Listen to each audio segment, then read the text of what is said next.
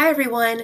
I want to go over some reminders and information about solo and ensemble, which is this Saturday, April 30th. So, first, some reminders that we talked about in class yesterday, but just in case anybody missed it, there will be two separate buses that will pick up you students from Ocean Bay Middle School in the morning and then return you back to Ocean Bay Middle School in the afternoon. So, you will need to provide transportation to Ocean Bay Saturday morning and then get a ride home or walk home or ride your bike home in the afternoon after you get back. You will need to check the list in the email that I sent you to see what bus you ride because you may or may not be riding the same bus both ways. And so you need to figure out what bus you ride and then look at this table and figure out when you need to be at school. So if you are riding bus one, you need to be at school at 7 a.m. Do not be later than 7 a.m. So you may want to get there at 6:45. If you are riding bus two, you need to be there at 9 a.m., so do not be later than 8:45 a.m. If you are going to ride bus one back, then you will be back at school approximately at 2:30 p.m. If you are riding bus two, you'll be back at school approximately at 4:30 p.m. But I will send a remind message when we leave Florence so that your parents can know a better estimated time that you will arrive back at school. If your parents or you want to be on my remind message group and you are not, please let me know and I can give you the codes.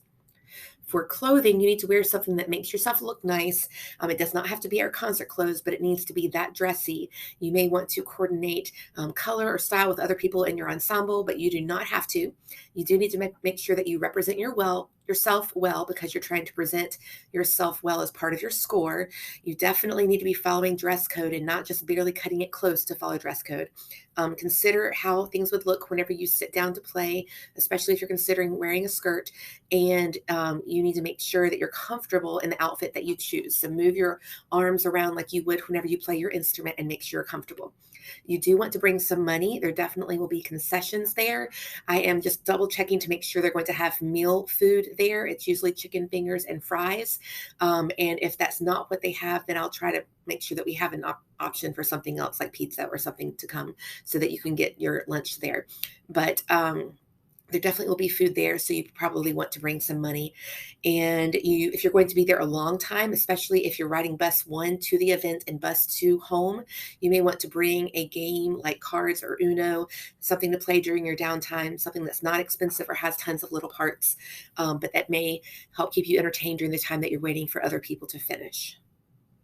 Whenever we get to West Florence High School, we will go into the building and then we are going to be having kind of a home base in the cafeteria. So the cafeteria is where the warm up will be. It'll be where you can be whenever you're not doing your performance, and it will be where the concessions are. So basically, you're going to hang out there almost all the time unless you are performing or you are taking a theory test. So you will hang out in the cafeteria. And I will kind of have all of our ocean-based stuff at one spot, and then you can spread out from there to be able to do your warm-up so that you can be able to hear yourselves, but you cannot just roam around the building all the time. So you need to make sure that you're pretty much in that one spot. If you are a percussionist, then you will end up going over toward Judge 7 whenever it's time for you to go. If you're taking a theory test, you will do that in the spot right next to the cafeteria. And if you're not a percussionist, all of the other people playing for judges will be going on this hallway that you see all these red words on. So you'll go through and then I will tell you what room number you're in and what judge number you have. And that will be the place where you go right before it's time for you to your performance. And then you'll wait there and someone there will tell you when to go in and perform. So you can be on that hallway whenever you are about to perform. But when you finish performing, you need to come back to the cafeteria unless for some reason you're trying to pass off a book to somebody. But you need to keep in mind that all of those rooms are going to have people performing in them. So you've got to be extremely quiet on those hallways so that nobody in the rooms is disrupted. You can take the copies of your music in the warm-up room to be able to practice. And since there may not be music stands around, you may even want to bring a small thing of tape to be able to tape it up on a concrete wall to hold it up for you to be able to practice. But whenever you go into the room, you have to have the original book and for you when you're playing, and then also an original book for the judge. So in that cafeteria, I'm going to have a folder for each of your events. And so it will have your time and your name and what you're playing and all of that good stuff. It will say your room number. And so before you go to perform, about 15 minutes before you go perform, you can go pick up that folder from the person who's at that crate. And then you will need to get the books that you need. So one will say student copy, and one will say judge copy. And so you are going to use a student copy for you looking on. And if you're playing with a duet buddy who plays the same instrument, you may both be looking on the same book. And then you're going to give the judge copy to the judge. Whenever you give it to the judge, don't just hand the judge the book like it is. You need to open up the book to the music that you're going to play, and then hand it to the judge and say, I'm going to be playing bagatelle or whatever it is, so that they know which side of the page to look on. Okay, so you need to do that for your judge. After you pick up your books from the crate, the ones that you're going to take whenever you're going to play your event, you also are going to have a piece of paper that says assessment ticket on there. And it will be filled out with your information, and you will need to take that. And there will be probably a high school student sitting outside of your room where you're going to perform, and you will hand this to them, and then they will use this to fill out the piece of paper that the judge will use to judge you. And so you'll need to make sure that you take both your books and this paper whenever you go to that room. The judge is going to be filling out a rubric like this. And so they will go through each of these categories, and they will see what description fits you or you are ensemble best. And then they will circle the number for each one. Then they will add all those numbers up for a total point score. And then they will look at the rating scale to see what rating that translates to. So if you get the most points, then you get a rating called superior. Second most is excellent. Third most is good. Fourth most is fair, and the fifth amount of points is poor. So if you get 27 to 30 points, that's superior, and 21 to 26 points is excellent.